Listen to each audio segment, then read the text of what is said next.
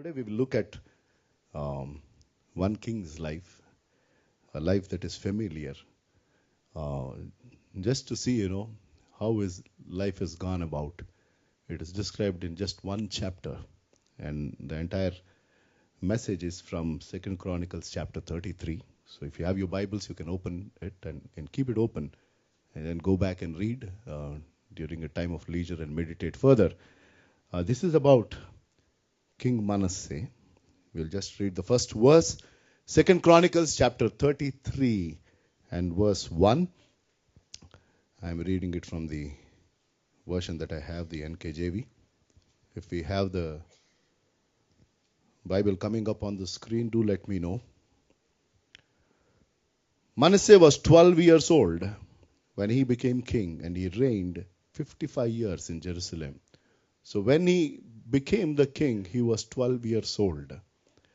Think about it. 12 years is such a tender age to be a king of a kingdom. And back then, because it was,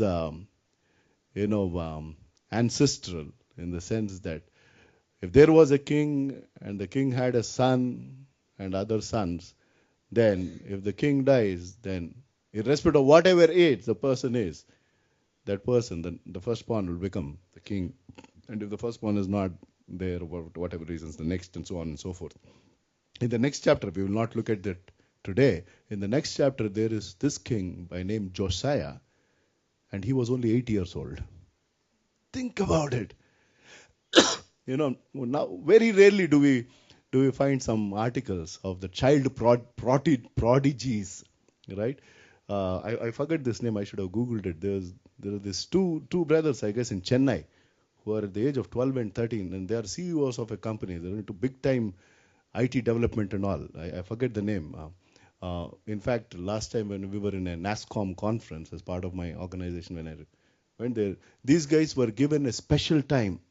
Two young boys who are in the age of 11 and 12 are speaking about strategies and all for people who are 40, 50 plus, who are CEOs of big companies, and they got a standing ovation. But in the Bible, we have somebody who's become a king at the age of 8. So, it is not just now, it was even then. King Manasseh, had a great family heritage.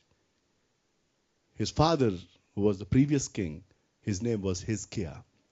And he honored God. And with such a wonderful father to look up to, Manasseh didn't rule Jerusalem the way God wanted him to do. That reminds especially somebody like me, and for all those who are born in Christian families, we didn't choose to whom we are supposed to born. Did we choose our parents? Is there anybody here who said, no, I had the opportunity. I talked to him out there before I came down. No, right? It is he, in his sovereign will, he chose in which family we were supposed to born. And if you, whoever are here, if you were born in a Christian family, there's nothing great about it, but there is something unique and special because you have had this wonderful opportunity to know about Lord Jesus Christ right from your childhood. If they were in the habit of bringing you to church, you had a great opportunity. Even if your parents were not saved, I am sure any reasonable Christian would turn up at least once, that is on Christmas or on 31st night at 11:45, because 12 o'clock there will be one verse that is not a magic card, but some people believe whatever. Or sometimes if they feel bad, they'll turn up on Good Friday. He died, no problem, let us also go. That one day to give up non-vegetarian is one biggest sacrifice ever the family will make. Today is Good Friday, don't eat. No mutton chicken today. Then again Saturday night it will start. The celebration goes on Sunday and so on and so forth.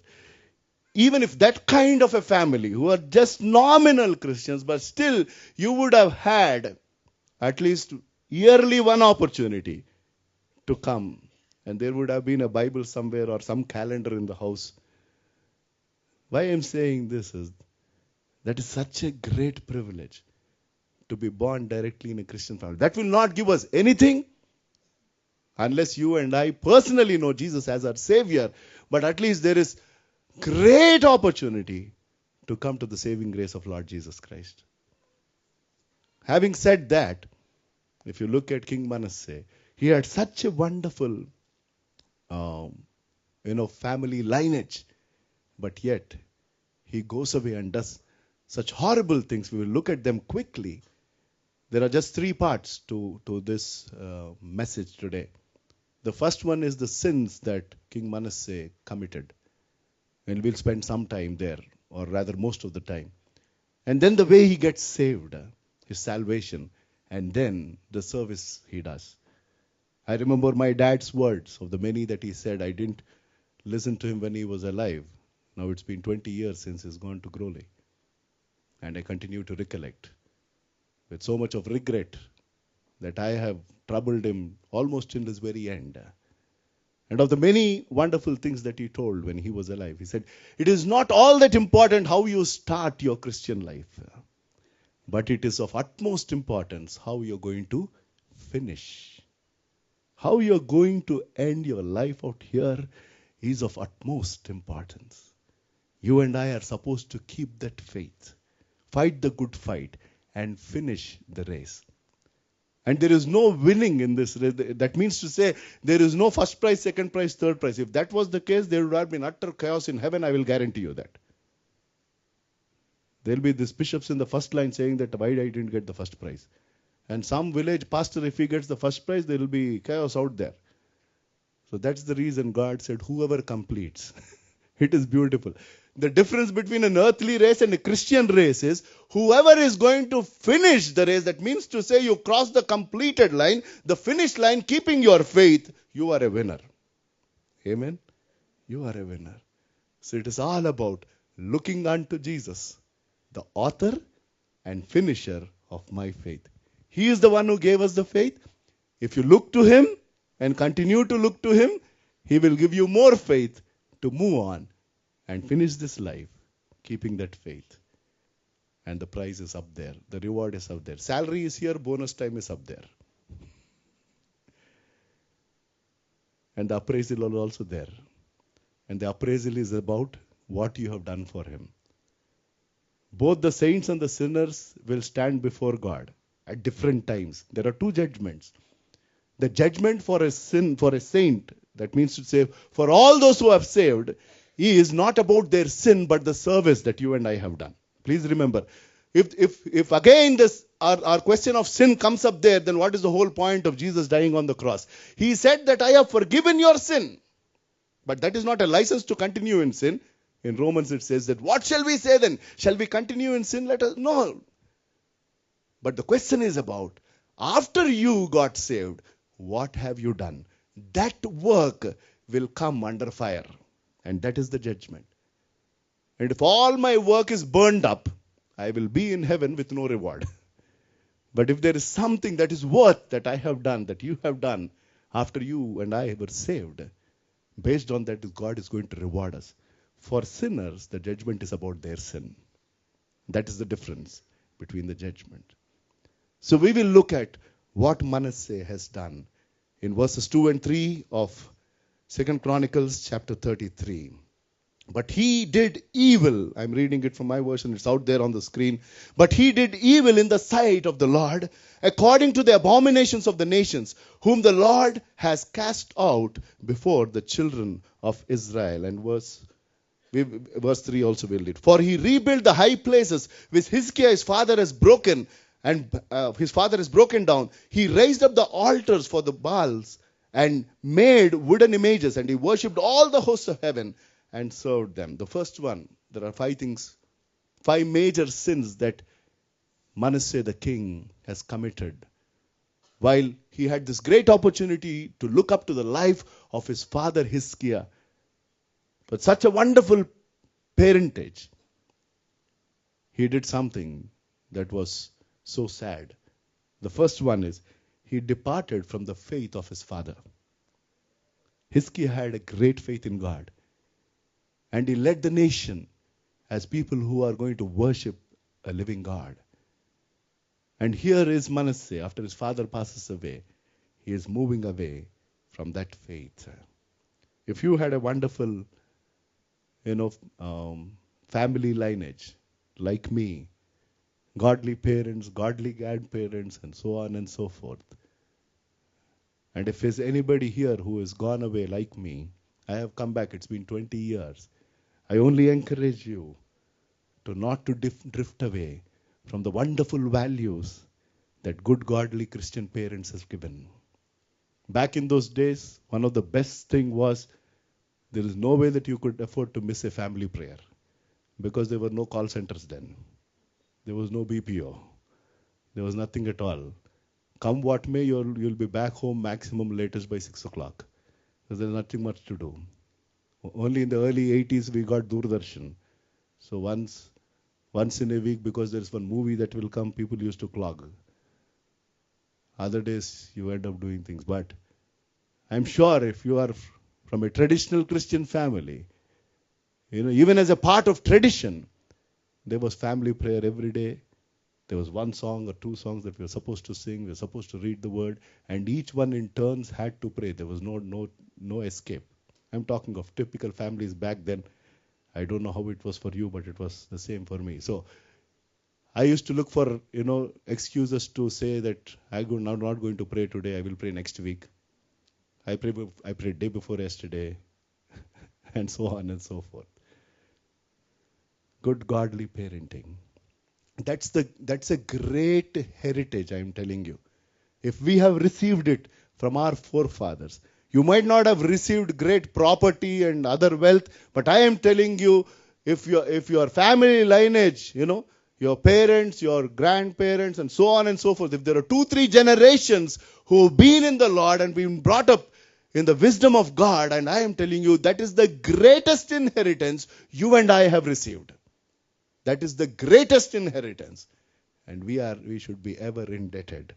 Back in 1949, Jack Wurm lost his job, and one day he was walking along San Francisco Beach in California. And this is a true story. You can Google that name. And there was one bottle that came to that shore that day. So this guy, Jack, picked up that bottle. And there was a paper inside that empty bottle. And he opened that bottle and he removed the paper. And that paper was the last will of Daisy Singer Alexander. And she was the legal owner of Singer Sewing Machines. And she wrote her will and she said, whoever finds this bottle and finds my lawyer, both of them will receive 50-50 of my entire property. This man ended up. No, go to Vizag Beach and all looking for a bottle. Got it. But this guy found and he went. And obviously they had to approach the court, and court honored that will. And in Indian rupees now, it was worth 300 crores was Jack's inheritance. I am telling you, godly Christian parenting is much more than that. That's the reason I told you this. Yes, you cannot compare.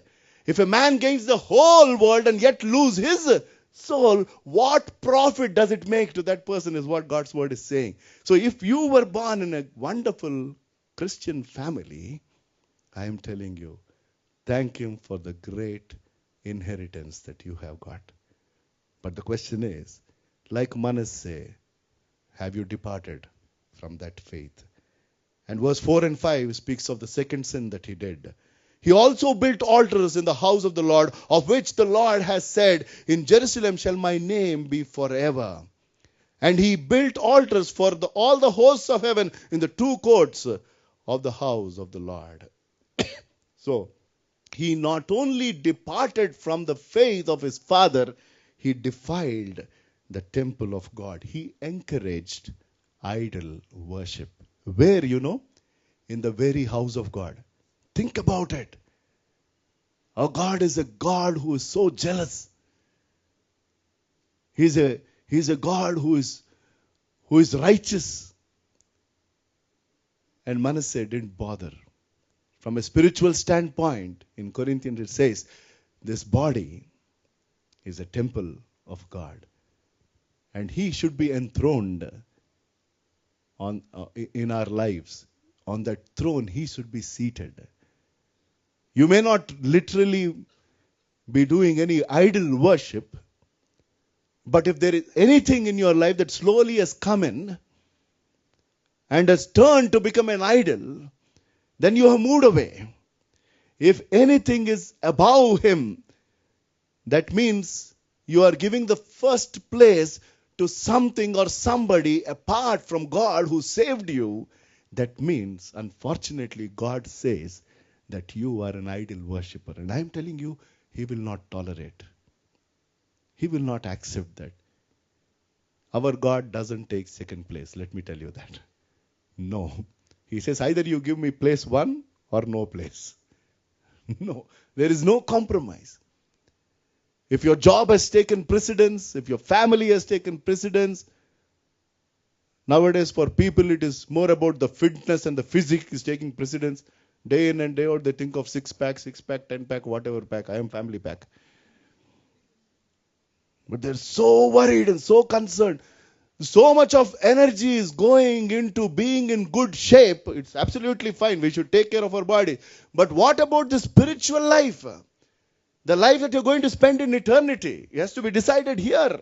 Our eternal life started here. Don't think that after we close our eyes it starts there. No. The day you and I were saved, eternal life has begun here. We need to live that life out here and it will continue forever. Where is the focus about living that blessed life? So he departed from his father's faith. He defiled the temple of God. And we'll jump into verse 9 quickly. Go home and read the whole chapter. So Manasseh seduced Judah and the inhabitants of Jerusalem to do more evil than the nations whom the Lord had destroyed before the children of Israel. That means, as a king, he deceived the people.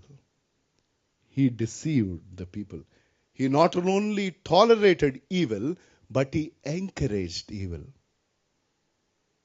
As the leaders, so are the followers, right? So when the king departed from faith, when the king started to defile the temples, and he said to do is fine, and he in fact encouraged people doing evil. By doing this, he deceived. Josiah Wedgwood. He was the maker of Wedgwood pottery. Google that name. Great artistic pottery. And one day, there was this big businessman, a known man, who came to his factory to look at the wonderful pottery that is being made there.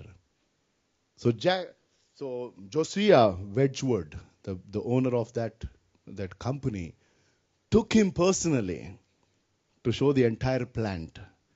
And along with them was a young man who was working for Wedgwood. So he took this young boy along. And this businessman, while he was going around, started to talk unnecessary filthy language, I believe. And was cracking vulgar jokes and things like that. Initially, this young boy who was following them didn't like it. But after 10-20 minutes, he started loving that conversation. And he started smiling and enjoying those jokes. And it was going on.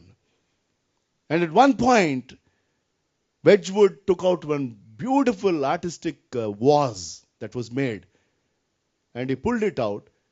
So this businessman, who was so engrossed in looking at everything, was wanting to take it. And Wedgwood dropped it purposely onto the ground. The beautiful vase broke. And this businessman became so angry. He said that, I was wanting to take it. It was so beautiful. And you broke it because of your carelessness. He told that owner.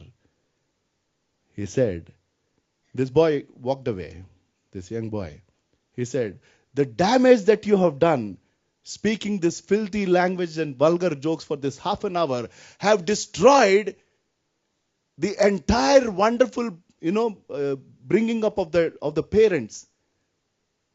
This boy who has been brought up in such a wonderful faith and culture and values, you have destroyed it in 30 minutes of your useless talk. He said, I could remake this pottery, but I don't know whether this life will be rebuilt. What their parents have done in 30 years, you have destroyed it in 30 minutes, is what Wedgwood told. And I am telling you, we as God's children, it's very important what we speak. It is very important what we share, because that has an impact. They say three things, you can never get back. Two things I remember. One is the words that go out of your mouth. The second word is toothpaste from the... Yes. Tomorrow morning when you brush your teeth, when you press the toothpaste, it will come out of the tube onto your toothbrush. And supposing, you have pressed a little harder, so there's more that came out. Try putting it back into that tube. If you can do that, come and meet me. Now don't go and spend half an hour trying this exercise. It's not worth it. But they say you can never put it back. As simple as that. So Manasseh's sin was he departed from his father's faith. Manasseh's sin was he defiled the temple of God. Manasseh's sin was he deceived the people of God. He had a great opportunity to influence them the right way. Whatever the king says, people are supposed to obey. Which he followed his father. And verse 10 is the next sin. And the Lord spoke to Manasseh and his people, but they would not listen. I don't have to explain. Even in that situation, remember, this God is a God who is so loving. While Manasseh is doing all kinds of things, bringing pain to him. But God Jehovah was talking to his people, but they did not listen. That means Manasseh disregarded the word of God. Disregarded the word of God. And I am telling you, whenever you open the Bible, God's word is coming to you. Whenever you are coming to a service like this, God's word is coming to you. And he calls us for a lot of things. Sometimes he calls us for repentance. Sometimes he calls us for revival. Sometimes he calls us for reconciliation. Sometimes he calls us for... In every time you open his word, there is a call. God's word cautions us and tells us, this is what you're supposed to do. My question is, are you listening to his word? Or like Manasseh, you are not listening. Hearing is, you hear from here and leave it. Listening is, you not only hear, but you obey what was told. He that has an ear, let him hear the word of God. That means to say that you and I are supposed to obey. I am telling you, he is a God who speaks clearly, not that we don't understand. Don't tell me I don't understand. No. You understand some things. The question is not about what you have not understood. The question is, what have you done with what that you understood? Simple. There are some things you understand clearly that you are supposed to do. And having known that, why are you disregarding his word? And each life that works according to his word. For this past 20 years, it's all about this for me. Whatever he is telling me, I say, Lord, give me the strength to just obey your word. Is it easy? Probably not. But having honored his word on a day-to-day basis, I can tell you, it's such a blessing. It's such a joy to listen to him and to obey. That is what Peter did. That whole night he went fishing. There was no fish. Ridiculous. A fisherman was not able to catch fish all night. God was teaching him a lesson. And with discouragement, with depression, with disappointment, whatever, he's washing that net. And Jesus comes along the way. He says, take your boat inside and go fish. No fisherman does it. Because the timing was not correct. The place was not correct. They fish in the night. And not in the deep sea, but in the shallow waters. That is how fishing is done. But I don't know. I've only read about it. Now it is in the morning. He's telling you, go into the deep. If I were to be Peter, I would have first asked, what is your qualification? What is your work? And the reply of Jesus will be, I am a carpenter. Sir, I am a fisherman. Will a fisherman listen to a carpenter about fishing? I think you got a wrong person. You please go tell this to somebody. Right? There was enough reason for Peter to argue and say that it was not logical. What he was telling didn't make sense at all. But the beauty of that passage is just that one line. He says, Lord, I have toiled all night. He says, he acknowledges, he says that I worked hard. Not that I simply went and came back. We worked all night, we didn't. But at thy word. I'm telling you, that makes all the difference. That made all the difference then. That will make all the difference to you today and tomorrow until his coming. At his word. If you are listening to his word and doing according to his word, you are never at loss. I'm telling you, his word is true. 200%. History says, I don't know how true it is, but history says that King Manasseh was responsible for the death of Prophet Isaiah, I believe. It's only history. He went so far away, I believe, that Prophet Isaiah went to King Manasseh, because back then the prophets were the only ones who were the voice of God, and they used to pray, and they used to come and speak to the kings and tell them about God. And I believe history says that Isaiah came to King Manasseh and he said, you need to repent. And Manasseh didn't like Prophet Isaiah telling that. And history says that he was responsible to cut him into 2 pieces. He went so far away. He disregarded the word of God. Brothers, sisters, friends, church, all those who have known Jesus as their personal Savior, it's my plea, it's my prayer that read his word every day. But more than that, listen and obey. The last one, and then we'll go to, finally he turned. The beauty of this life is, at the very end, having done all of this, I praise God, at the very end, he finally turned to God, and we'll quickly look at that. The last sin that he committed is, he delayed his surrender to God. He delayed. 5 sins he committed. He departed from his father's faith, he defiled the temple of God, and he deceived the people of God, and he disregarded the word of God, and he delayed his surrender to God. Is anybody here in any of these categories? I just want you to introspect in the light of what you heard. Are you moving away from your faith? Or have you been deceived, looking at this world and doing things that are not right, and so on and so forth? But I praise God, if you come to verse 11 of this chapter. Therefore the Lord brought upon them the captains of the army of the king of Assyria, who took Manasseh with hooks, bound him with bronze fetters, and carried him off to Babylon. That means he was chained, he was shackled, he was taken away. God had to deal with him in a tough manner. I am telling you, he's a God of grace, he's a God of love. There is no direct, hard decision. God deals with us in the most tender manner. And after all of those tender ways of dealing, slowly it becomes slightly tough. And if you still don't listen, it becomes even more tough. And finally, some strong measure. In my life, I went so far away, I became so hard that I had to see my father's death. I mean, that is ridiculous. I could never get him back again. I'll only see him in glory. But I paid such a big price. Because I went too far away, God gave me numerous opportunities to turn to him. Numerous. I met with, I don't know how many accidents. And so on and so forth. Initially, there was kind ways of visiting.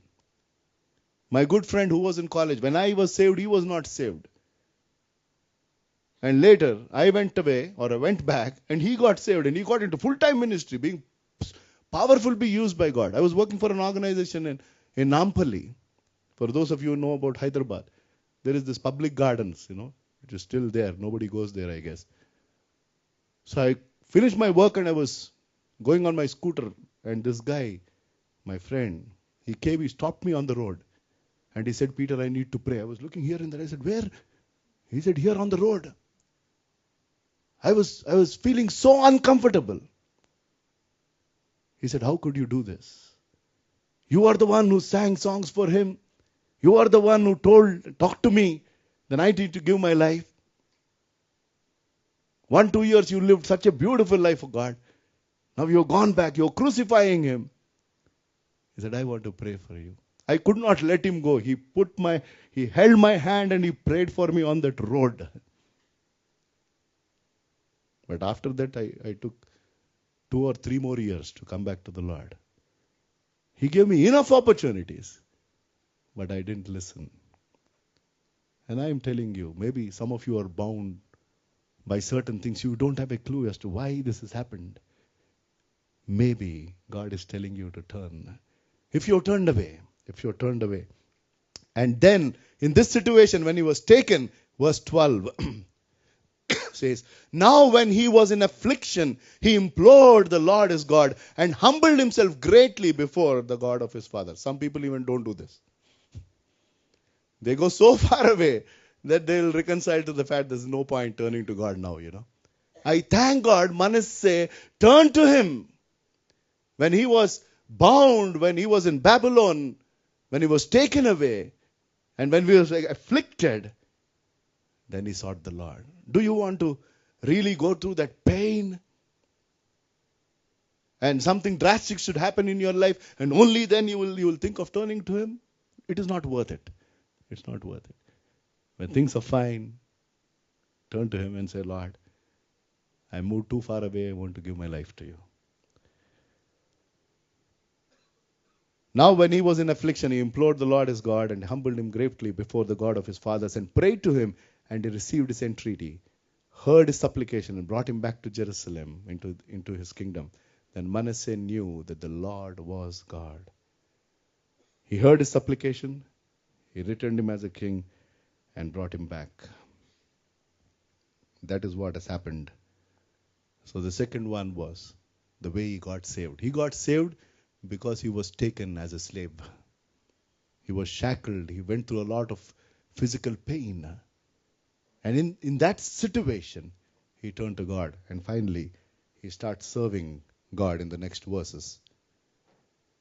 After this, when he went through this affliction, when he went through that pain, and when he realized that Jehovah is God, and when he humbled himself and he started praying, and when God sent him back as the king, after this, he built a wall outside the city of David on the west of Gihon, in the valley as far as the entrance of the fish gate, and it enclosed Ophel, and he raised it to a very great height. Then he put military captains in all the fortified cities of Judah. We'll quickly read. He took away the foreign gods. Remember? He put all foreign gods and idols in the temple of God. He encouraged people to do more evil. And now he realized. And all the altars that he built in the mount of the Lord of the Lord and in Jerusalem, and he cast them out of the city. He also repaired the altar of the Lord, sacrificed peace offerings and thanks offerings on it, and commanded Judah to serve the Lord, the God of Israel. He truly showed a change in his life. And then he sacrificed to the Lord. And he not only did that, he also sought the people to, nevertheless, the people still sacrificed on the high places, but only to the Lord their God. There was sacrifice, but it was for the Lord God. So the people also changed. Each one of us is in the place of influence. Don't think that you don't influence anybody. If not anybody, it is within your family or within your friends. Each one of us. We don't have to be leaders to be, to influence people. Each one of us in the role that we are in a position of influence. As a mother, you influence. As a father, you influence. As a brother, as a sister, as a friend, as a colleague at work, and so on and so forth. Each one of us. Now we as God's children should understand that we be the right influence. We have run through the life of King Manasseh. Hezekiah was his father. He didn't follow what his father has done. He went about doing the things that he felt was right. But God dealt with him in a manner that probably was not all that tough. But I praise God that he turned, and his kingdom and his people have turned. And it is for us to rededicate ourselves and to commit ourselves and say, Lord, we will listen to your word and honor you. Let us bow our heads in prayer for the word that the God gave. He's a God who speaks as he always does. A life that didn't start properly. 12-year-old had a great opportunity to influence, but we've seen how he departed, how he defiled, how he disregarded, how he delayed, how he deceived. Is there anybody here? I don't want you to put up your hand, stand up, or come forward, but I surely want to pray for you. Maybe you were born in a Christian family. You had wonderful parenting, godly parents, but have not really repented that you're a born sinner and never gave your life to the Lord. Maybe you're not from a Christian family. You were not born in a Christian family, but you had the privilege of listening to his word. And you've heard it today all over again. We could continue to blame our circumstances and situations and say that, I don't have any reason to give my life to the Lord. I'm telling you, this life is going to get over sooner than later. But we are supposed to live forever, and that can only happen when you give your life to the Lord. Do you want to really repent and say, Lord, make me your child? Manasseh didn't listen to God, but finally he listened. Do you want to delay? Or do you want to take this commitment, say that, Lord, I want to listen to you every day. I will honor your word. Be the right influence, brothers, sisters, friends. Gracious Heavenly Father, we thank you, Lord, for speaking to us, for showing us the life of Manasseh.